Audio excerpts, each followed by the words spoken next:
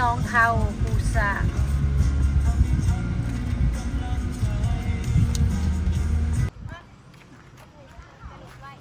ได้ทิปเข่าวะเข่าไม่ว่าอยู่รถว่าทิปเข่านี่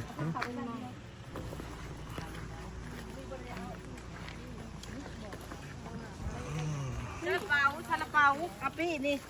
เอาอันใหญ่อันใหญ่นะได้มาไม่รู้แกนหนึ่งได้ประเด็นเอามาได้ดี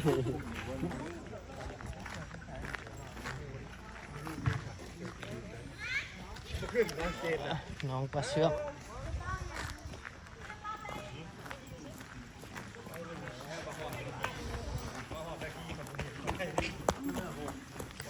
นี่ปลาเชือก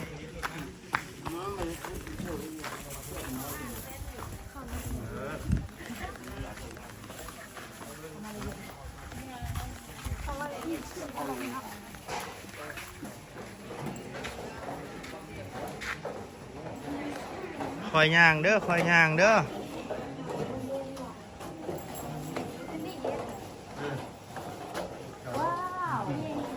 โอ้เย็นค่ะ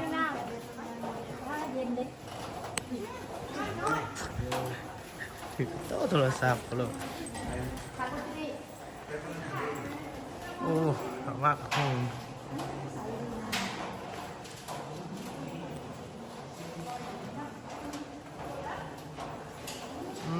งามเนาะ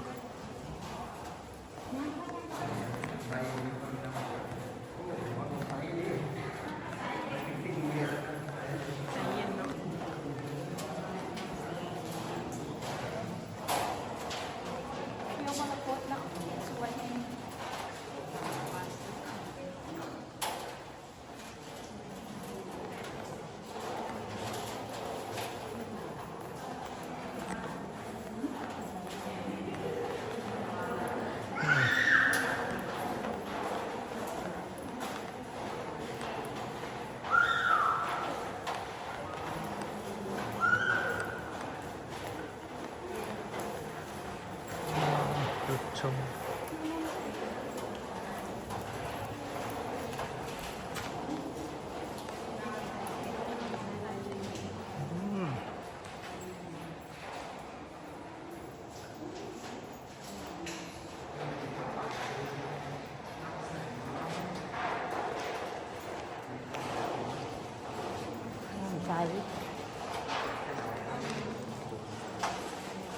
ลงน้ำหัว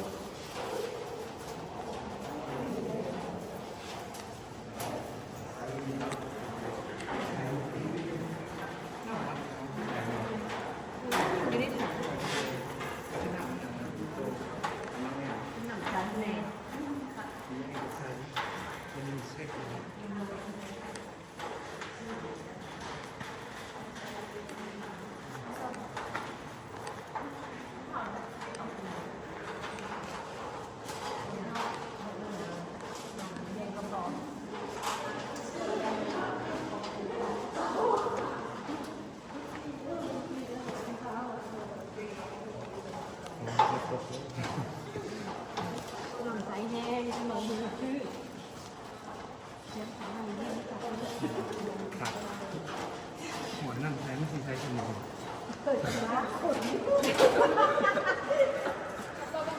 หวยลำใจทำไม่ได้จับได้กูใช้จำชื่อเขาบอกขอเชื่อมีใช้กว่า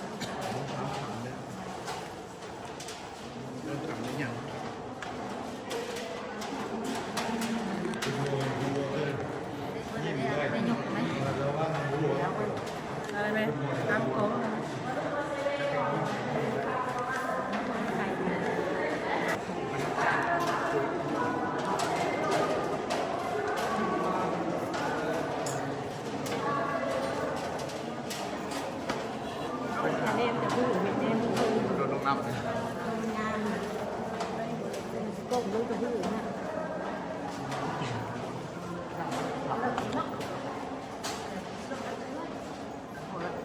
มันบนต้องน้ำมันบนอ่างมันบนชื่อเลย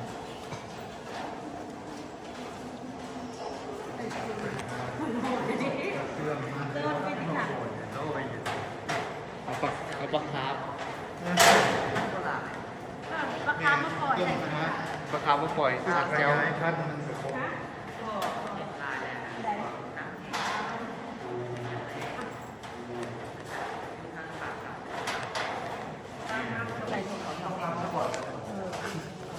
เยอะมันถึงโน่นมันเห็ดเพี้ยงอย่างเด็ด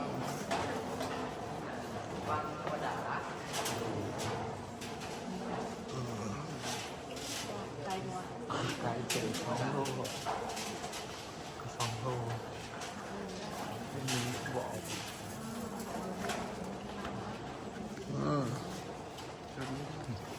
เหลืองงามเลยนี่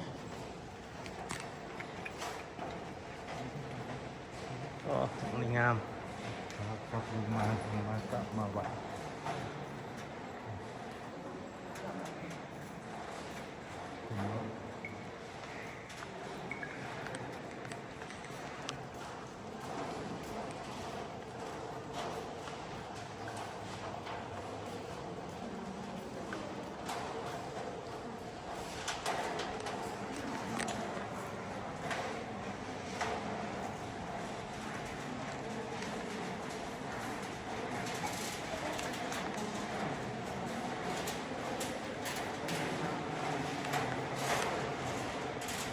จึกนั่นเลยเพราะว่าวางซัก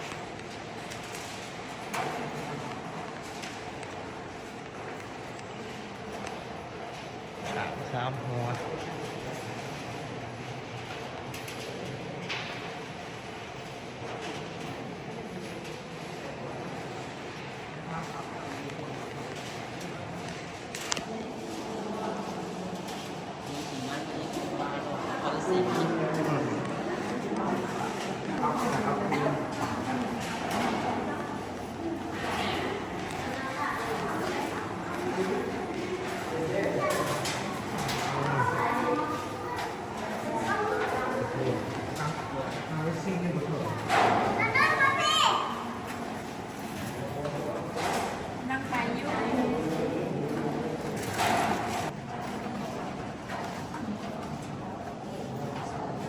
ระวังหัวเด้อระวังหัว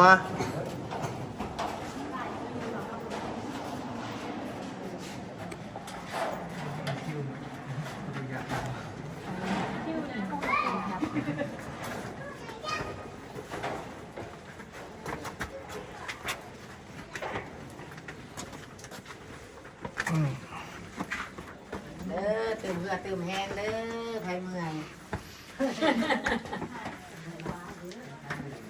ตื่มเรือตื่มแห้งเด้อ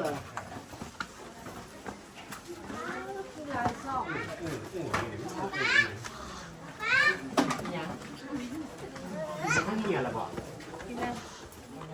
ไม่เหี่ยเด้อ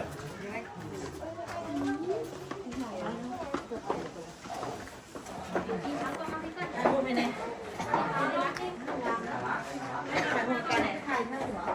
ไปกระเพาะไปไหนโอ้ยหู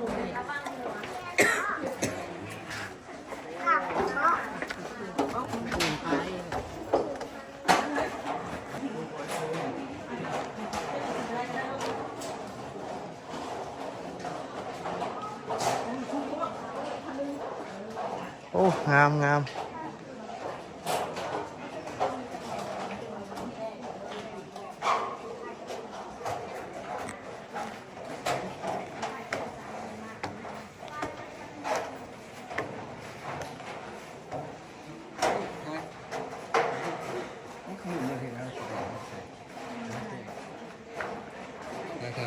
อะไรเลยนะ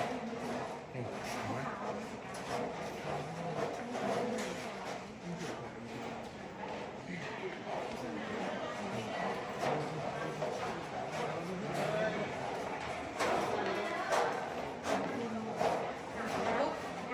เ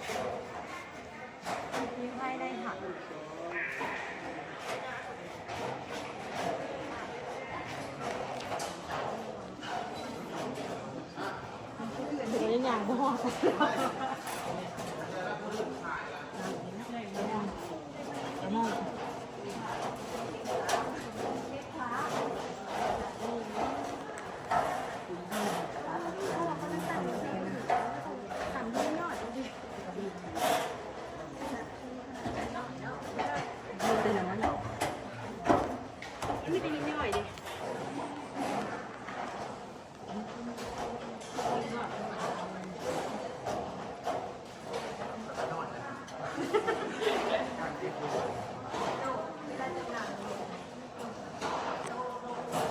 เจ้าแม่ปวดที่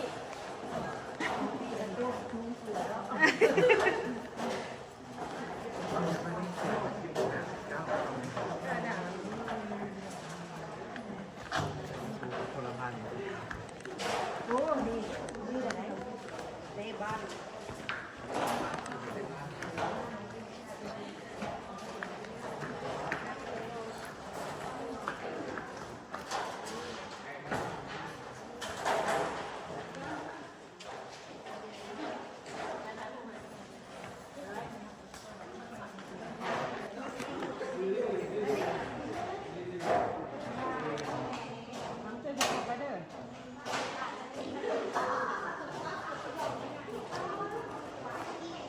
ก่อนเอาไปวางคนกันก่อน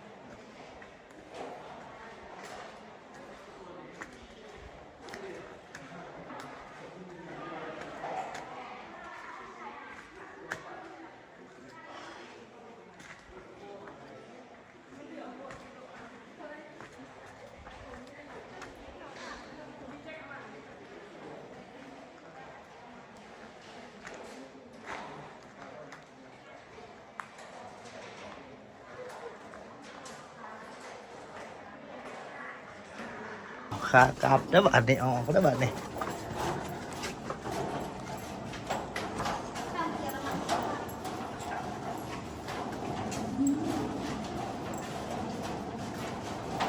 ระวังหัว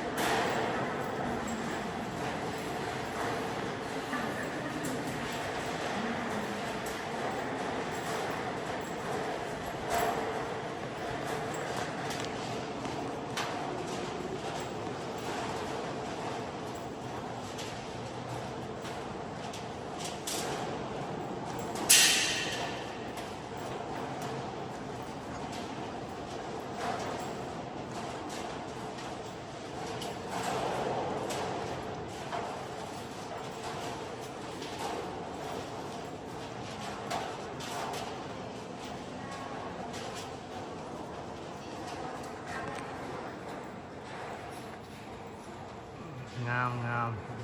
ยอด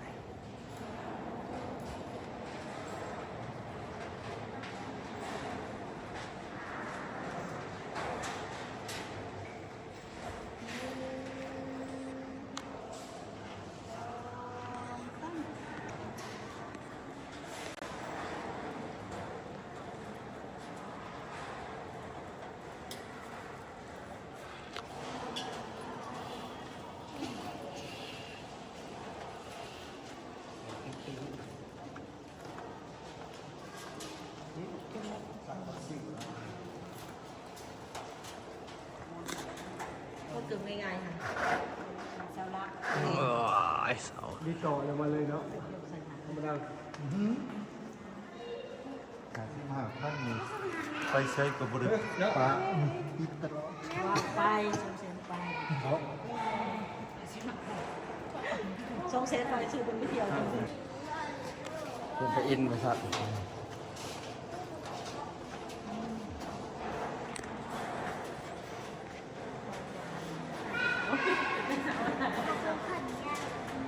โทรศัพท์ต้อมแต้มวงนี่ครับ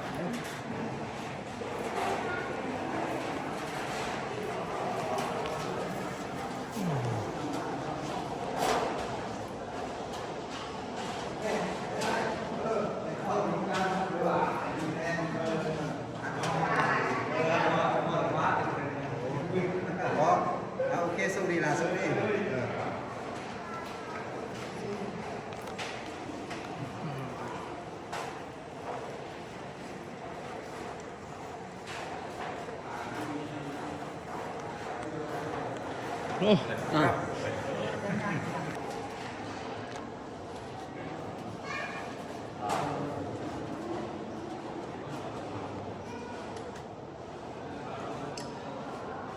ถามกันว่าใช้ว่าเจ้าเมืองไหนอนามัยเพราะกันมาพ่อกันอยู่บนโต๊ะเรียน อย่าเลือกเสียหายรู้ว่าเวลา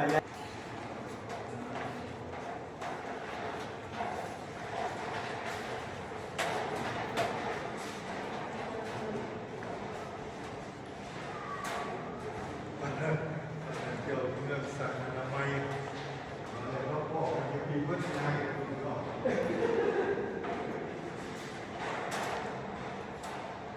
ขากลับเนาะเก็บภาพบรรยากาศมาให้ท่านผู้ชมได้ฟังได้เบิ่งขับปลาเสื้อ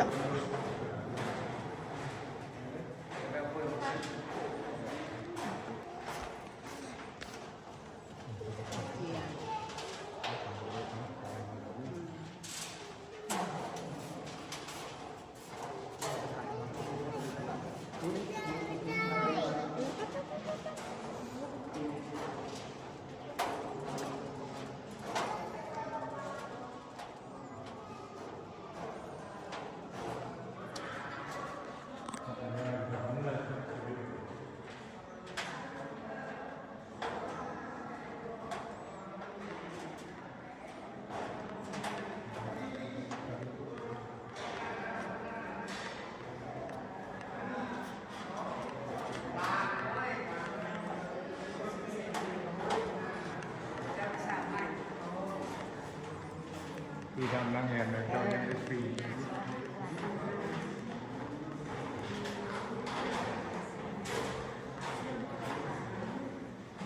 งาม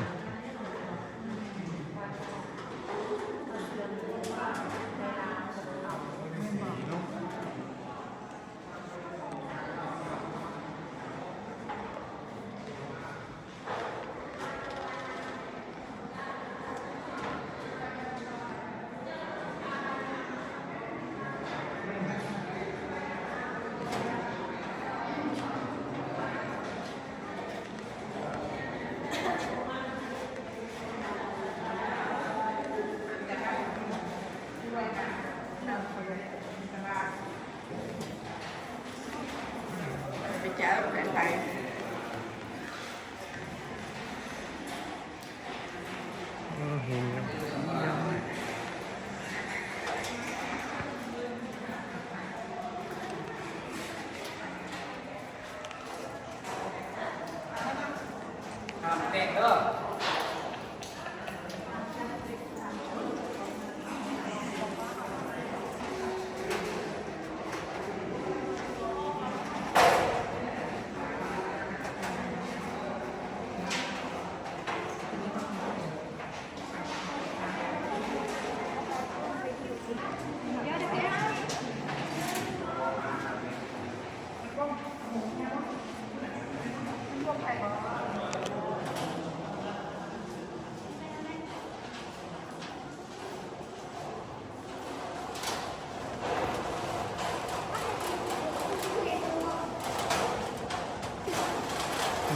จุดทางออกเนาะทางปลาเสื่อม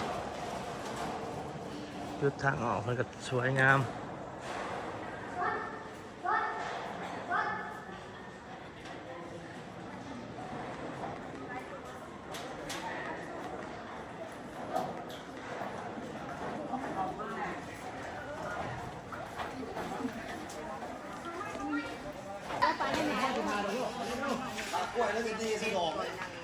เป็นไดมวนอยู่บนเรือเมื่อย ห้ามร้ายบ่ได้มวนบ่ได้ ร้อย มี น้ำอย่างน้อยยังไง บรรยากาศทางเขาทาง โอ้บางทีฟังเสียงเนี่ยมันคือ